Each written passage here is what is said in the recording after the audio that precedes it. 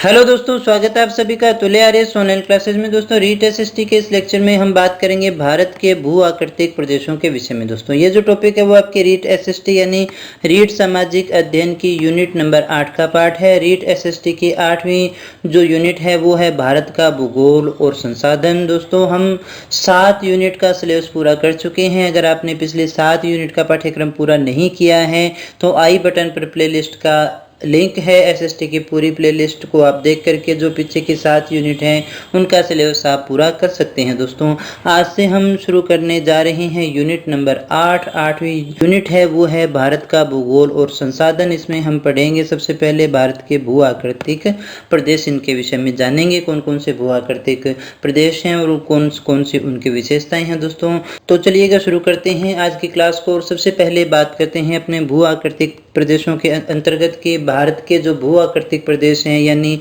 भारत का जो फिजिकल डिवाइडेशन है उसको अपने कितने भागों में कर सकते हैं। दोस्तों अध्ययन की दृष्टि से भारत को हम 6 भू आकृतिक प्रदेशों में विभक्त कर सकते हैं। यानी भारत को कितने भू आकृतिक प्रदेशों में बांटा जा सकता है? 6 भू आकृतिक प्रदेशों में बांटा जा सकता है। अध्ययन की दृष्टि से, हम पढ़ने की दृष्टि से देख रहे हैं दोस्तों। तो यहाँ सबसे पहला जो पार्ट आता है वो आता है उत्तरी पर्वतीय प्रदेश, दूसरा आता है भारत के विशाल मैदान, तीसरा आता है थार का मरुस्थल, चौथा आता है दक्षिण का पठार, पांचवा हम पढ़ते हैं तटीय मैदान, और छठा जो है द्वीपीय प्रदेश यानी द्वीप समूह के रूप में हम लेकर के चलते हैं। जो भी द्वीप है उन्हें हम पढ़ते हैं दोस्तों। तो इस प्रकार से पढ़ने की दृष्टि से हम 6 भाग इसके बना सकते हैं ताकि हम इसे अच्छे से देख सकें और अच्छे से समझ सकें। दोस्तों ये हमारा जो है भारत का नक्शा है, मानचित्र है, यहाँ आप देख सकते हैं। ये हमारा जो ऊपर का हिस्सा रह गया ये भारत का उत्तरी पर्वतीय प्रदेश रह गया। ये भारत के जो विशाल मैदान हैं वो रह गए, ये मरुस्थलीय क्षेत्र में लेकर के चलते हैं। और ये जो पूरा एरिया हमारा रह गया इसे हम दक्षिण के पठार के रूप में जानते हैं। ये हमारे तटीय मैदान रह गए, ये पूर्वी तटीय मैदान रह गए, और ये हमारे पश्चिमी तटीय मैदान रह गए। इसके अलावा देखिएगा छोटे मोटे जो द्वीप है, लक्षद्वीप वगैरह है, अंडमान निकोबार द्वीप हैं, उनको अपने अलग से पढ़ते हैं। तो इस प्रकार से 6 भौतिक प्रदेशों के अंदर हम इसे बांट करके पढ़ सकते हैं। कौन कौन से हैं एक बार फिर से देख लीजिएगा। उत्तरी पर्वतीय प्रदेश यानी जो उत्तर में हैं ये हमारे उत्तरी पर्वतीय प्रदेश रह गए। जो आपको ये जो हिस्सा दिखाई दे रहा है ये हिमालय पर्वत श्रेणी है विशेषतः। उसके बाद में विशाल मैदान देखिएगा, ये वाला जो भाग है वो रह गया। मैदान जो है वो नदियों से आने वाली जो मिट्टी है, नदियाँ जो मिट्टी लेकर के आती हैं उनके जमा होने से ही मैदानों का निर्माण होता है दोस्तों। और ये भारत का सबसे प्राचीनतम भाग आता है जिसे हम दक्षिण के पठार के नाम से जानते हैं। ये देखिएगा थार के मरुस्थल के रूप में देखते हैं अपने। और यहाँ तटीय मैदान, ये जो अपने मैदान रह गए तटीय मैदानों के रूप में हम इनको जानते हैं।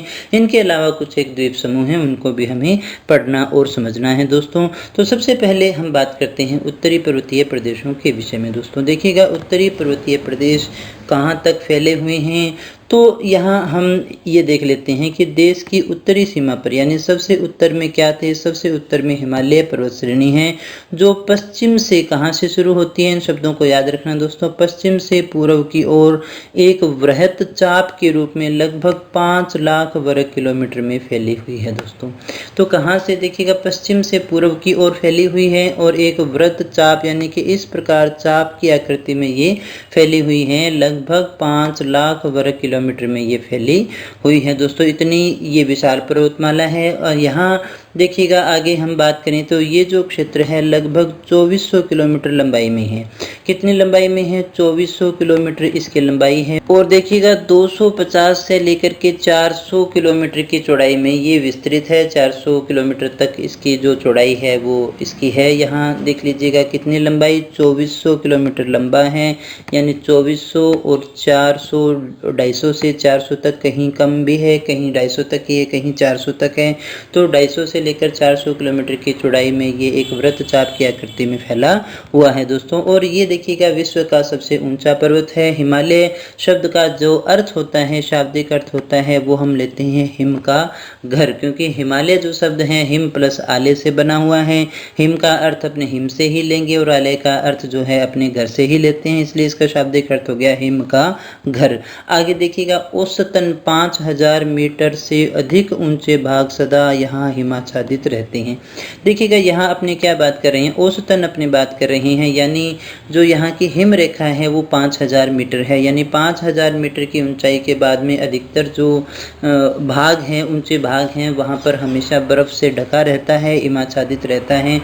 पश्चिमी भाग की बात करें तो यहाँ हिमरेखा की ऊंचाई जो है वो 5000 मीटर है और पूर्वी भाग के अंदर ये कम भी है दोस्तों, 4200 मीटर तक ही है। लेकिन हम किसकी बात कर रहे हैं, औसतन हम ये मानते हैं कि 5000 मीटर ऊंचाई के बाद में जो है सारा भाग हिमाच्छादित रहता है दोस्तों। यहाँ आप इस बात का ध्यान रखिएगा, विशेषतः हम औसतन की बात कर रहे हैं, यानी ये अगर हिमालय पर्वत है तो इसके ऊपर जाएंगे तो 5000 मीटर के बाद में का ये जो हिस्सा है वो हिमाच्छादित रहता है। लेकिन ये सिर्फ 5000 नहीं है, ऐसा नहीं है कि 5000 मीटर के बाद में ही होगा। तो पश्चिमी भाग की अगर हम बात करें तो वहाँ पर हिमरेखा की जो ऊंचाई है वो 5700 मीटर है, जबकि पूर्वी भाग में ये कम है दोस्तों, वहाँ 4200 मीटर पर ही ये जो है हिमाच्छादित रह जाता है, क्योंकि वहाँ की भौगोलिक परिस्थितियाँ हैं वो थोड़ी सी परिवर्तित हैं। इस नवीन मोड़दार पर्वत श्रेणियों की चौड़ाई पूर्व से पश्चिम की ओर बढ़ती जाती है दोस्तों, लेकिन ऊंचाई कम होती जाती है दोस्तों। इस बात को समझ लीजिएगा दोबारा। एक तो हमने क्या कहा, ये किस प्रकार की पर्वत श्रृंखला है, नवीन है और मोड़दार पर्वत श्रृंखला है दोस्तों। ये वलित पर्वत श्रृंखलाओं की श्रेणी में आती है। और वलित पर्वत श्रृंखला के लिए अगर हम प्लेट विवर्तन के सिद्धांतों की बात करें तो दो प्लेटों में टकराव यानी अभिसारी जो गति है वो जिम्मेदार होती है। एक प्लेट इधर से इस तरह से आती है और दूसरी प्लेट अगर अधिक घनत्व की है तो वो इसके नीचे चली जाती है दोस्तों, इस प्रकार से। और इस प्लेट के अंदर जो क्या होगा, वलन पड़ने के कारण जो है पर्वतों का निर्माण होता है, जिन्हें हम वलित पर्वत कहते हैं दोस्तों। ये तो हिमालय जो है वो नवीन वलित पर्वत श्रेणियों में आता है, मोड़दार पर्वत श्रेणियों में आता है। और इसकी चौड़ाई की बात करें तो देखिएगा पूर्व से पश्चिम यानी इधर से इधर जाएंगे अपने, पूर्व से पश्चिम की ओर जाएंगे अपनी, तो देखिएगा चौड़ाई तो क्या होगी, पूर्व से पश्चिम की ओर जाने पर ये जो चौड़ाई है, चौड़ाई तो क्या होगी, बढ़ती चली जाएगी, चौड़ाई तो क्या होगी, बढ़ती चली जाएगी। लेकिन जो हाइट है वो क्या होगी, वो कम होती है दोस्तों। हमने क्या कहा, पश्चिम की ओर हाइट कम है जबकि पूर्व की ओर हाइट ज़्यादा है। तो आप इसको इस तरह से भी याद रख सकते हैं कि जो एवरेस्ट है और कंचनजंगा है, जो भी बड़ी जो चोटियां हैं, ऊंची जो चोटियां हैं, वो लगभग पूर्वी भाग की तरफ ही आती है दोस्तों। तो इसलिए हम ये कह सकते हैं कि पूर्व से पश्चिम की ओर जाएंगे, पूर्व से पश्चिम की ओर जाते हैं तो चौड़ाई तो बढ़ती है लेकिन ऊंचाई जो है वो कम होती चली जाती है दोस्तों। ये फैक्ट इसी तरह से ऑप्शन के अंदर वो डाल देता है, निम्न में से कौन सा कथन सत्य है या असत्य है। तो ये बातें हमें बड़ी ही गहराई से परीक्षा में पढ़नी है और उसके बाद में अपना आंसर देना है दोस्तों। आगे हम बात कर लेते हैं हिमालय की उत्पत्ति के संबंध में कि हिमालय की उत्पत्ति जो है वो किस प्रकार से हुई है। ये देखिएगा नवीन मोड़दार पर्वत श्रेणियों की श्रेणी में आती है, इसलिए इसकी उत्पत्ति के संबंध में कई सिद्धांत दिए गए हैं, बहुत सारे सिद्धांत इसके संबंध में दिए गए हैं। लेकिन सबसे सही सिद्धांत अपने भूसन्नतियों का ही मानते हैं कि जो नवीन जो मोड़दार पर्वत श्रेणियां हैं उनका जो निर्माण हुआ है वो भूसन्नतियों से ही हुआ है और इसी मत को हम सबसे ज़्यादा इम्पोर्टेंट मानते हैं। तो सबसे पहले हम इसी मत को देखेंगे, बाद में अन्य मत की भी अपने बात करते हैं दोस्तों। तो सबसे पहले हम ये जान लेते हैं कि भूसन्नति होती क्या है। अलग अलग देखिए विद्वानों की बात करें तो होग, होल, डाना, स्टीयर्स जैसे विद्वानों ने भूसन्नति कहा है किसी लंबे, संकड़े, छिछले और कमजोर तली वाले महासागरीय भागों को इन्होंने भूसन्नति कहा है। तो भूसन्नति क्या है, एक देखिएगा महासागरीय तली वाला जो भाग है वो लंबा है, संकड़ा है और छिछला है, कमजोर, जिसकी तली रहेगी, ऐसे भागों को हम भूसन्नति के नाम से जानते हैं दोस्तों। ये परिभाषा भूसन्नति के रूप में आती है। आई होप कि आप समझ गए होंगे भूसन्नति किसे कहते हैं। एक बार फिर से समझ लीजिएगा कि ये एक क्या है, महासागरीय भाग है। ये क्या है, एक महासागरीय भाग है जो लंबा है, संकड़ा है, छिछला है और इसकी तली क्या है, कमजोर है। तो ऐसे महासागरीय भागों को हम भूसन्नति के नाम से, जियोसिंक्लाइन के नाम से जानते हैं दोस्तों। आज जहाँ पर हिमालय है, आज जहाँ पर अपने हिमालय देखते हैं वहाँ पर कभी टेथिस सागर हुआ करता था दोस्तों। वहाँ पर कभी क्या था, टेथिस सागर हुआ करता था। अब देखिएगा एक छोटी सी स्टोरी जो आपको मैं पहले भी सुना चुका हूँ, दोबारा यहाँ बता देता हूँ कि पृथ्वी पर पहले एक ही देखिएगा पिंड हुआ करता था जिसे पेंजिया महाद्वीप कहते थे, और चारों तरफ जो है सागर हुआ करता था जिसे हम पेंथालासा कहते थे। तो देखिएगा कालांतर के अंदर आंतरिक बलों के कारण इसके देखिएगा दो टुकड़े हो गए। तो और इन दोनों टुकड़ों के बीच में देखिएगा जो टुकड़ा आया, ये जो भाग था जहाँ पर जल भर जाने के कारण, जिसे हम टेथिस सागर के नाम से जानते हैं, इसे ही टेथिस सागर नामक भूसन्नति भी कहते हैं दोस्तों। ऊपर हमारा देखिए अंगारा लैंड था, नीचे गोंडवाना लैंड था, यानी ये जो पेंजिया टूटा, ये पेंजिया टूटा दो भागों में। एक तो ऊपर वाला कहलाया अंगारा लैंड और नीचे वाला था गोंडवाना लैंड। और ये जो इसके बीच का जो भाग रह गया, इसके जो बीच का जो भाग रह गया, इसे हम टेथिस भूसन्नति या टेथिस सागर के नाम से जानते हैं। ये कहा गया और यहीं पर था हिमालय दोस्तों। हिमालय का निर्माण इसी से हुआ है, यही जो है विद्वानों के द्वारा कहा गया है। तो इस बात को आप यहाँ वापस समझ लीजिएगा कि आज जहाँ हिमालय है वहाँ अंगारा लैंड और गोंडवाना लैंड के मध्य टेथिस सागर नामक भूसन्नति थी। यानी हिमालय का निर्माण किससे हुआ है, टेथिस सागर नामक भूसन्नति से अपने मान करके चलते हैं। इसमें देखिएगा क्या होता था, दोनों ओर से बहकर आने वाली नदियों का तलछट जमा हुआ करता था। यहाँ देखिएगा दोस्तों एक बार फिर से मैं आपको बता दूं कि जैसे ये मान लीजिएगा अंगारा लैंड था और ये था गोंडवाना लैंड। मान लीजिएगा कि आज की जैसी पृथ्वी है वैसी उस समय नहीं थी, लेकिन बारिश तो तब भी आती थी और नदियाँ तब भी बहती थी। तो ये वाली नदियाँ इधर जाती थी और ये वाली नदियाँ भी इधर जाती थी, इसकी नदियाँ भी इधर ही आती थी और इसकी नदियाँ भी इधर ही आती थी। तो ये नदियाँ जब आती थी तो अपने साथ में तलछट बहा करके लाती थी, और ये जो तलछट है वो इसमें जमा होता रहता था दोस्तों। दोनों ओर से आकर के तलछट जो है वो इसमें जमा होता रहता था दोस्तों। इस प्रकार से हम देख सकते हैं कि ये एक दृढ़ भूखंड इधर रह गया, एक यहाँ रह गया, ये बीच में भूसन्नति थी, इसे हम भूसन्नति के नाम से जानते हैं। जो भूसन्नति क्या होती है, लंबा संकड़ा छिछला और कमजोर तली वाला महासागरीय भाग होता है।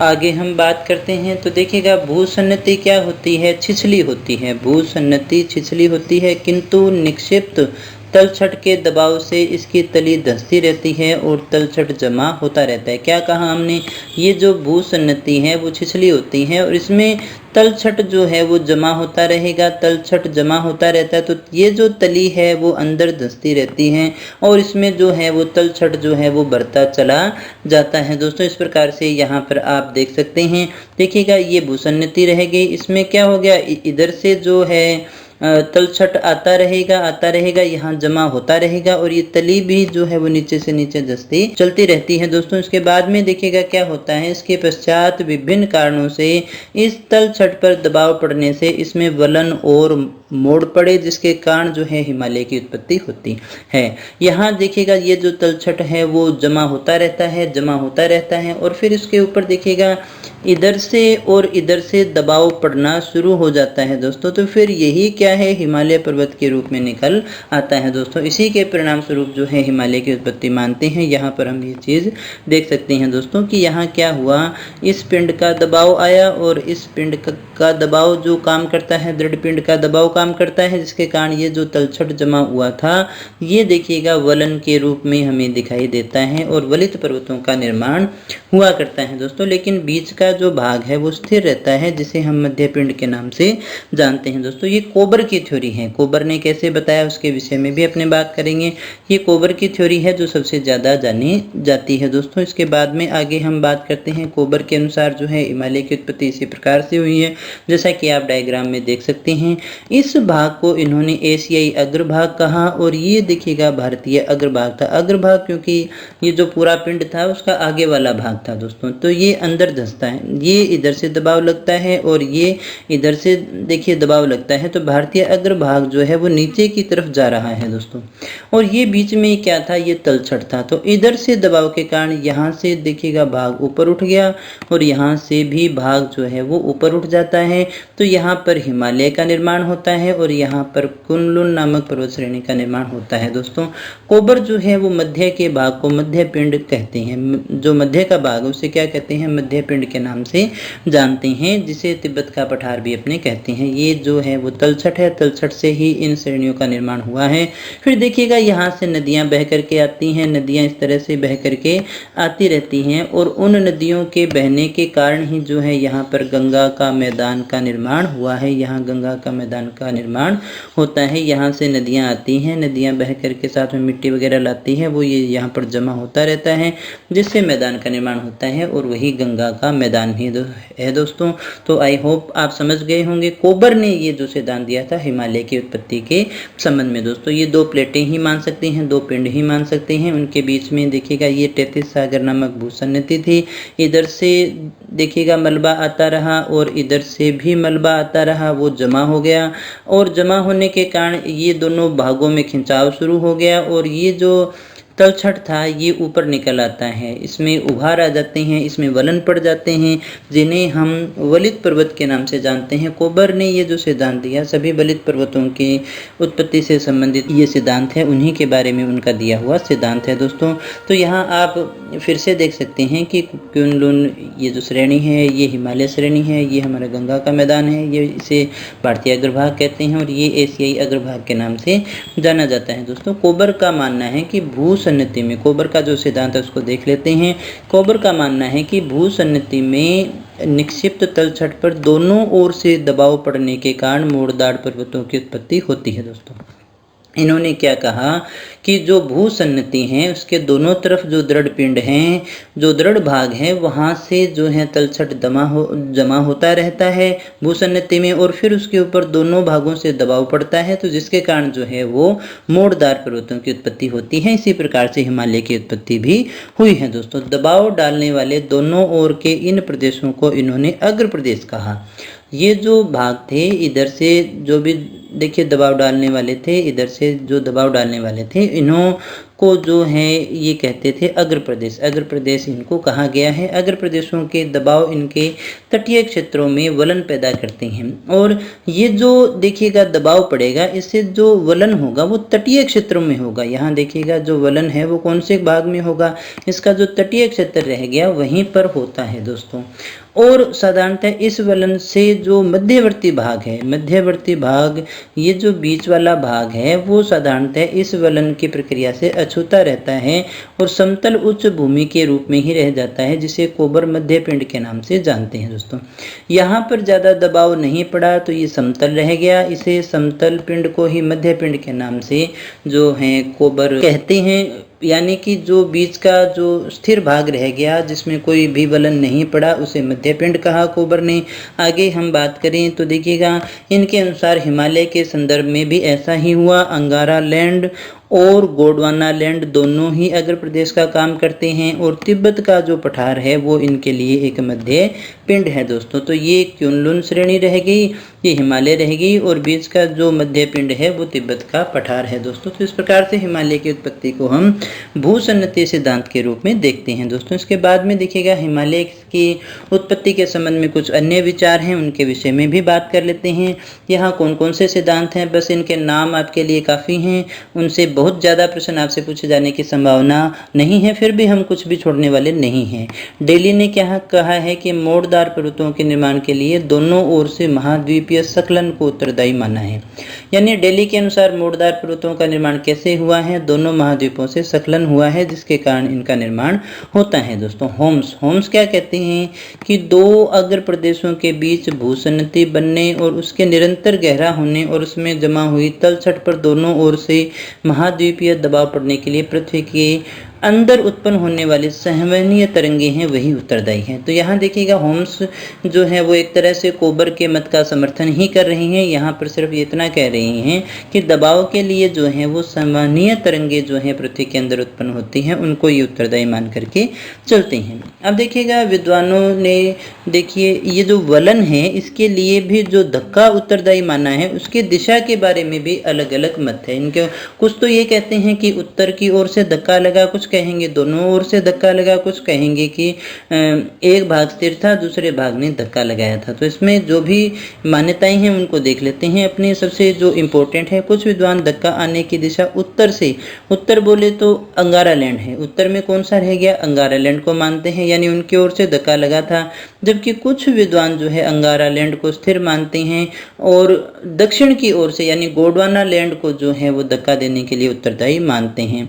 ये अंगारा लैंड हो गया, ये गोंडवाना लैंड हो गया। कुछ तो ये कहते हैं कि इसने धक्का लगाया, ये इसने टक्कर मारी, और कुछ ये कहते हैं कि इनके द्वारा टक्कर लगी थी, जो है अंगारा लैंड है उसकी ओर से धक्का लगा था दोस्तों। तो यहाँ आगे हम बात करते हैं स्वेस क्या मानते हैं। स्वेस मानते हैं कि पर्वतीय वलन के लिए एक ही दिशा से दबाव पर्याप्त होता है, दोनों ओर की कोई आवश्यकता नहीं होती है। जिससे दबाव लगता है उसे हम पृष्ठ प्रदेश के नाम से जानते हैं। जबकि दूसरी ओर महाद्वीपीय पिंड जो है अग्र प्रदेश जिसको अपने कहते हैं, वो इस दबाव का प्रतिरोध करता है। यानी इनके अनुसार एक भाग तो क्या रहा, स्थिर है, इसमें कोई चेंज नहीं है। दूसरा आता है, दूसरा आकर के इधर टक्कर मारता है, वही जो है वो इधर दबाव डालता है, लेकिन ये जो है वो इसका विरोध करता है, जिसके फलस्वरूप जो है वो यहाँ वलन पड़ते हैं और वलित पर्वतों का निर्माण होता है दोस्तों। आर्गेंड और देखिए वेगनर ये मानते हैं कि गोंडवाना लैंड का कुछ भाग टेथिस सागर की ओर प्रवाहित हुआ और जो अंगारा लैंड है वो बाकी स्थिर रहा था दोस्तों। अब जैसे भी मान्यताएं हैं, अलग अलग विद्वान हैं वो अलग अलग प्रकार से मानते हैं। यहाँ हम इसको डायग्राम के द्वारा भी देख सकते हैं दोस्तों। इस प्रकार से जो है भारत का जो भूखंड है वो निरंतर गति करता रहता है और यहाँ पर जो है यूरेशियन प्लेट से उसकी टक्कर होती है और जिसके द्वारा जो है हिमालय पर्वत का निर्माण होता है दोस्तों। तो आगे हम बात करते हैं हिमालय के वर्गीकरण के विषय में। हिमालय को किन किन भौतिक प्रदेशों में बांटा जा सकता है, आगे कौन कौन से उसके भाग अपने बना सकते हैं दोस्तों। तो सबसे पहले हम हिमालय के वर्गीकरण को यहाँ देख सकते हैं। हिमालय का वर्गीकरण जो है वो दो प्रकार से किया जाता है दोस्तों। एक तो प्रादेशिक आधार पर यानी प्रदेश के आधार पर, और एक भौगोलिक संरचना के आधार पर। क्योंकि हिमालय यहाँ आप देख सकते हैं कि किसी एक पर्वत श्रृंखला में नहीं है, अलग अलग समानांतर पर्वत श्रेणियों का समूह है दोस्तों। यहाँ पर कई पर्वत श्रेणियाँ आपको दिखाई दे रही हैं, तो इसे ही आगे बांटते हैं। एक तो आता है महा हिमालय भाग आता है, दूसरा लघु हिमालय आता है और तीसरा उप हिमालय या फिर कौन सा आता है, शिवालिक आता है दोस्तों। तीन भागों में अपने इसको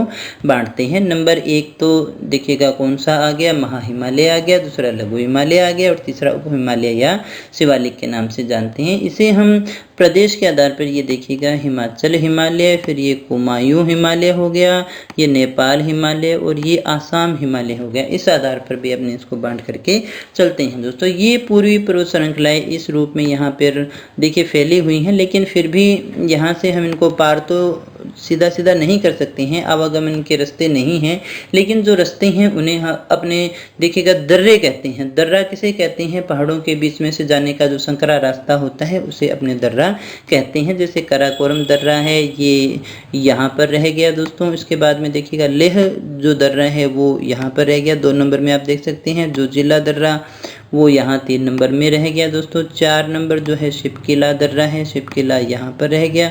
5 नंबर जो है मानानीति दर्रा है वो यहाँ पर रह गया दोस्तों। छठा जो है चुंबी घाटी के रूप में अपने देख सकते हैं, चुंबी घाटी यहाँ रह गया। बुंगाल जो है वो देखिएगा यहाँ पर रह गया। कंगरी कर्ण जो है वो यहाँ पर रह गया। इसके बाद में दीक यहाँ पर है और तज यहाँ पर है और आन यहाँ पर है। तो इस प्रकार से देखिएगा दर्रे भी यहाँ पर मौजूद हैं और ये जो हिमालय है वो कई श्रेणियों में है। इसके आगे जो हिमालय के पार का हिमालय है उसे ट्रांस हिमालय भी अपने कहते हैं दोस्तों। यहाँ कई ऊंची पर्वत चोटियाँ रहेगी, जिसमें से आप देखिएगा हिंदू कुश देख सकते हैं, सुलेमान पर्वत श्रेणी को देख सकते हैं, नंगा पर्वत से ये प्रारंभ हो जाता है दोस्तों हिमालय। इसके अलावा देखिएगा धौलाधार पर्वत श्रेणी रह गई, ये पीर पंजाल की जो पर्वत श्रेणी है वो रह गई। ये कुछ एक ऊंची चोटियाँ भी जो हैं जैसे कि धौलागिरी है, अन्नपूर्णा है, माउंट एवरेस्ट है और मकालू है, कंचनजंगा है, इनको भी अपने यहाँ पर इस मानचित्र में देख सकते हैं। काफ़ी इंपॉर्टेंट मानचित्र है, आराम से आप इसको देखिएगा, PDF में ये आपको मिल जाएगा दोस्तों। वहाँ से भी अगर आप इसको निरंतर देखेंगे तो आपको धीरे धीरे ये मानचित्र याद रह जाएगा दोस्तों। एक बार में याद रहने वाला नहीं है, ज्योग्राफी देखने की चीज़ है, याद करने की चीज़ नहीं है। जितनी बार देखेंगे उतना ही अच्छे से ये आपको याद होने वाला है दोस्तों। इसके बाद में आगे अपनी बात कर लेते हैं हिमालय के वर्गीकरण के विषय में। तो भौगोलिक आधार पर अपनी बात करें तो हमने ये देखा था कि 3 भाग थे इसके, एक तो महा हिमालय आता है, दूसरा लघु हिमालय आता है और तीसरा उप हिमालय आता है दोस्तों। इसके बाद में देखिएगा प्रादेशिक वर्गीकरण की बात करें तो एक हिमाचल हिमालय आता है जो सिंधु नदी से लेकर के सतलज नदी तक फैला हुआ है। हिमाचल हिमालय कहाँ से है? सिंधु नदी से सतलज नदी तक जो है वो फैला हुआ है। फिर कुमायूं हिमालय आता है। कुमायूं हिमालय कहाँ से कहाँ तक है? देखिएगा हिमाचल के बाद में कुमायूं आता है, यानी सिंधु से सतलज तक ये चला, सतलज से फिर कुमायूं स्टार्ट हो जाएगा और सतलज से ये काली नदी तक विस्तृत रह गया दोस्तों। इसके बाद में जो आगे आता है नेपाल हिमालय आता है, इसका काफ़ी छोटा भाग है, ये काली से तीस्ता नदी तक रह गया दोस्तों। यहाँ पर देखिएगा कुमायूं खत्म हुआ काली नदी पर, काली से ये तीस्ता तक कौन सा रह गया? नेपाल हिमालय।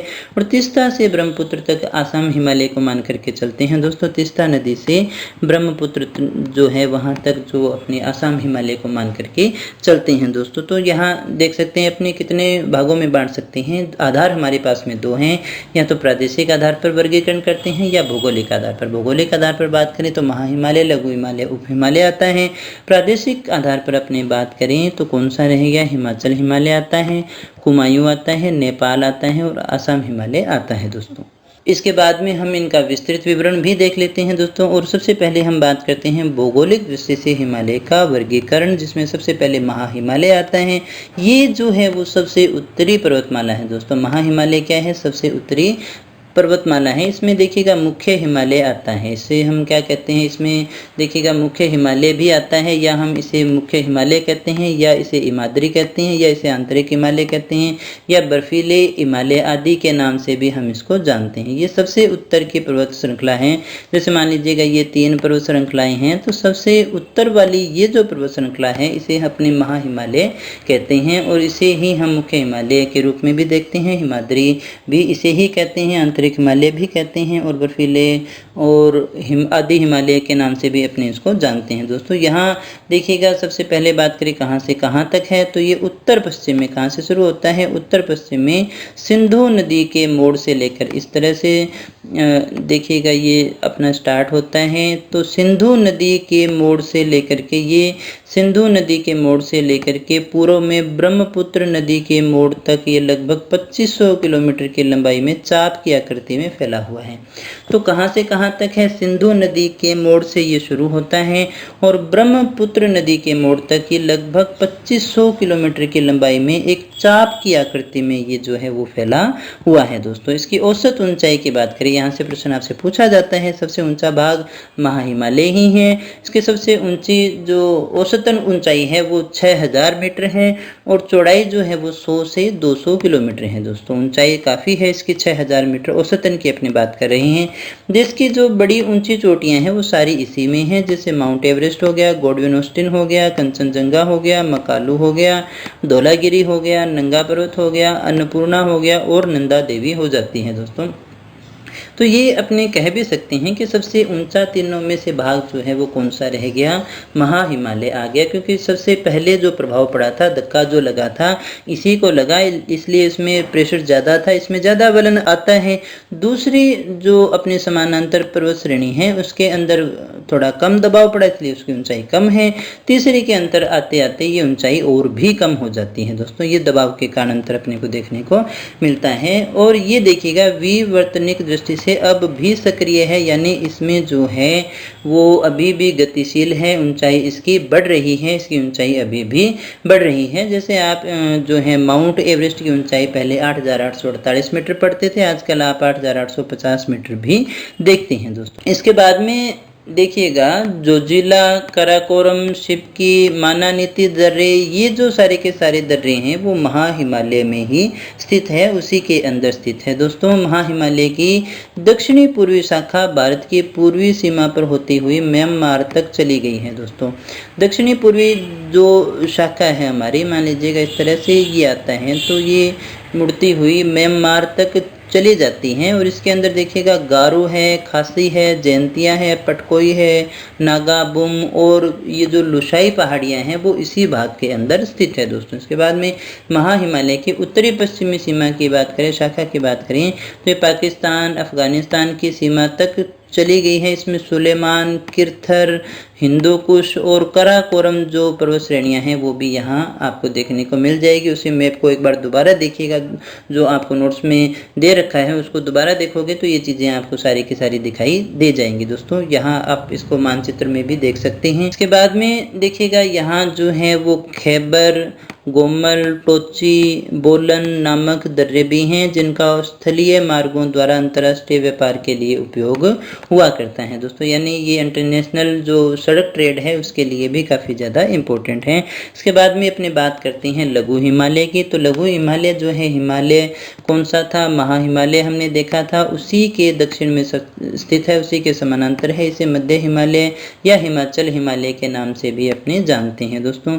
यानी ये जो अपना महा हिमालय था उसी के दक्षिण में कौन सी रह गई, लघु हिमालय आता है दोस्तों।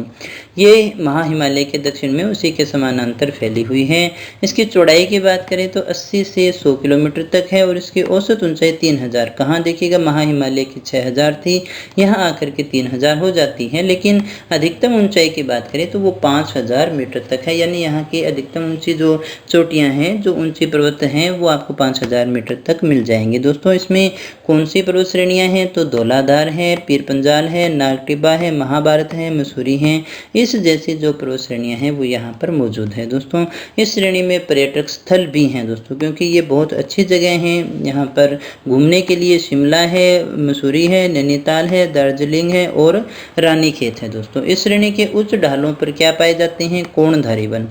इस श्रेणी के यानी इस पर्वत श्रेणी के ऊंचे जो डाल हैं वहाँ पर आपको कोणधारी वन देखने को मिलेंगे और निम्न डालों पर घास के मैदान हैं, जिन्हें कश्मीर में तो क्या कहा जाता है, मर्ग कहा जाता है। कश्मीर में क्या कहते हैं, मर्ग, जैसे गुलमर्ग और सोनमर्ग। लेकिन उत्तराखंड में इसे बुग्याल या प्यार के नाम से भी जानते हैं दोस्तों। आगे अपने बात करते हैं विवर्तनिक दृष्टि से, तो ये अपेक्षाकृत उसके बजाय यानी महा हिमालय के बजाय अधिक संतुलित है और स्थिर भी हो गया है दोस्तों। इसके बाद में उप हिमालय की अपनी बात करते हैं। तीसरा जो पार्ट था हमारा वो आता है उप हिमालय, महा हिमालय, महा हिमालय के बाद में लघु हिमालय और फिर ये उप हिमालय आता है। सबसे ऊंचा ये रह गया क्योंकि सबसे ज़्यादा दबाव इस पर पड़ा था, फिर इस पर पड़ा और फिर इस पर पड़ा। ये मध्य हिमालय या लघु हिमालय की अपनी बात की थी। ये उप हिमालय आता है या शिवालिक की श्रेणी में आता है दोस्तों।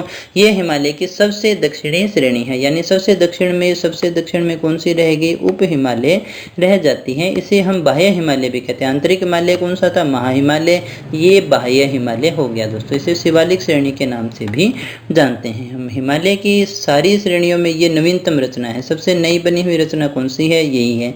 सबसे पहले कौन सी बनी, ये बनी, फिर दोबारा धक्का लगा तो ये बनी और फिर सबसे लास्ट में ये बनती है दोस्तों। ये सबसे नवीनतम रचना मानी जाती है। इसकी जो चौड़ाई है 10 से 50 किलोमीटर तक है, औसत ऊंचाई 1000 मीटर है। इसको देखिएगा विभिन्न नाम दिए जाते हैं इस पर्वत श्रेणी को अलग अलग भागों के अंदर। जैसे गोरखपुर के निकट इसे डूंडवा कहा जाता है और पूर्व की ओर इसे चूरियाँ और मूरियाँ भी कहा जाता है दोस्तों। शिवालिक श्रेणी में नदियां जो हैं संकीर्ण घाटियों से गुजरती हैं, गार्ज बनाती हैं और फिर ये मैदान में प्रवेश करती हैं। यहाँ की जो नदियां रहेंगी दोस्तों, यहाँ अनेक जलोढ़ पंख भी मिलते हैं। जो देखिएगा नदियाँ कंकर पत्थर साथ में लेकर के आती है, बड़े पत्थर होते हैं वो जमा होकर के जलोढ़ पंख का निर्माण करते हैं। इन्हें ही देखिए स्थानीय रूप में क्या कहते हैं, भाबर कहा जाता है। क्या कहा जाता है, भाबर। और भाबर का जो दक्षिणी भाग है वो दलदली होता है जिसे तराई कहते हैं दोस्तों। तो देखिएगा पहाड़ पर से जैसे मान लीजिएगा ये पर्वत है, नदी कभी भी आती है और साथ में बड़े पत्थर लेकर के आती है तो वो यहाँ पर छोड़ देती हैं। यहाँ पर जिस प्रकार से बड़े पत्थर जमा हो जाती हैं तो ऐसे भाग को भाबर के नाम से जानते हैं। फिर यहाँ पर नदियाँ विलुप्त भी हो जाती हैं। जब ये बाहर पानी निकलता है तो ये फैल जाता है, तर क्षेत्र होता है, दलदली क्षेत्र हो जाता है।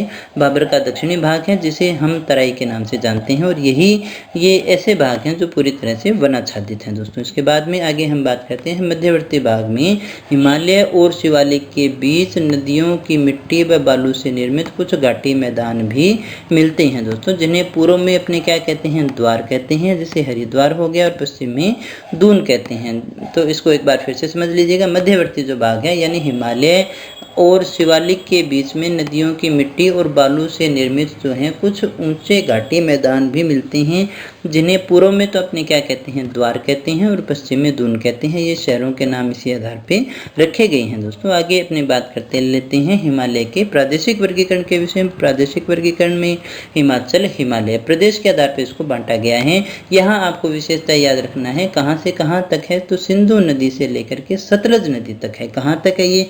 सिंधु नदी से सतलज नदी तक है। लगभग 570 किलोमीटर लंबी ये पर्वत श्रृंखलाएं हैं। इसके बाद में देखिएगा इसके मुख्य पर्वत की जो श्रेणियां रहेगी वो पीर पंजाल है। कौन कौन सी रहेगी? पीर पंजाल है, धौलाधर है, जास्कर है और लद्दाख इसके प्रमुख पर्वत श्रेणियां हैं। कांगड़ा, लाहौल और स्पीति की घाटियां इसी में स्थित है, जहां पर फलों की कृषि की जाती है। फलों की खेती यहीं पर की जाती है। दोस्तों इसके बाद में कुमायूं हिमालय की बात करें, क्षेत्र के आधार पर हैं ये नाम। तो ये कहाँ से कहाँ तक है? सतलज नदी से लेकर के काली नदी तक है। दोस्तों कहाँ से? सिंधु से सतलज तक कौन सा था?